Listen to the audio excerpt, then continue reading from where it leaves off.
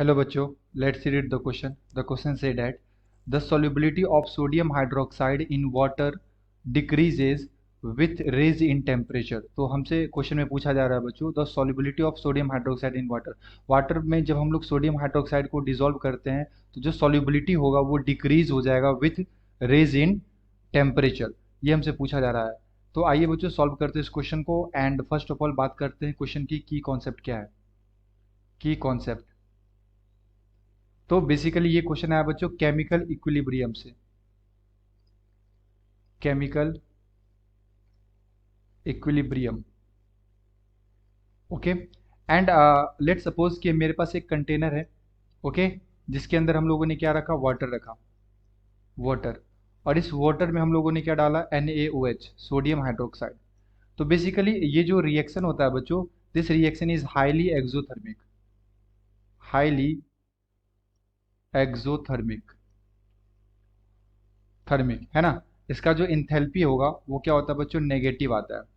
Highly exothermic reaction है ये. जब हम लोग सोडियम हाइड्रोक्साइड को कहाँ डालते हैं, वाटर में डालते हैं. ठीक है. हीट इवॉल्व होता है.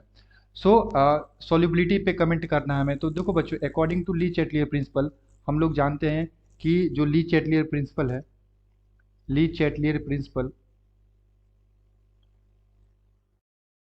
Le Chatelier principle, according to Le Chatelier principle अगर कोई हमारे पास एक्सोथर्मिक प्रोसेस होता है या एक्सोथर्मिक रिएक्शन होता है, एक्सोथर्मिक रिएक्शन, थर्मिक. ओके. तो बेसिकली एक्सोथर्मिक प्रोसेस या रिएक्शन में क्या होता है बच्चों, वन सेकेंड, एक्सोथर्मिक.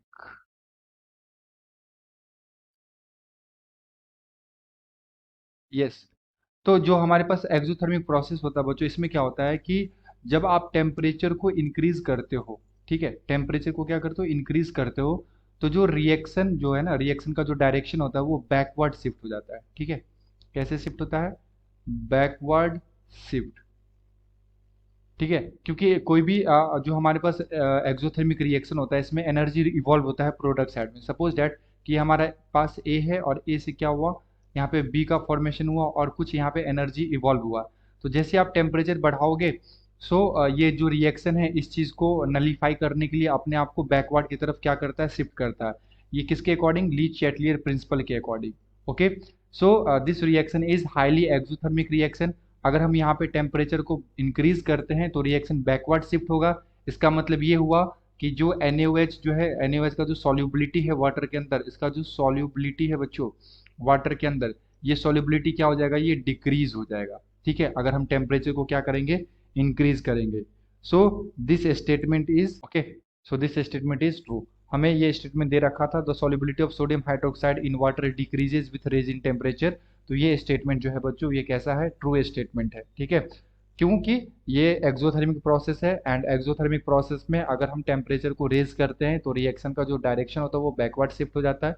तो यहाँ पे NaOH का जो सॉल्युबिलिटी वाटर के अंदर होगा वो क्या हो जाएगा, डिक्रीज हो जाएगा. ओके.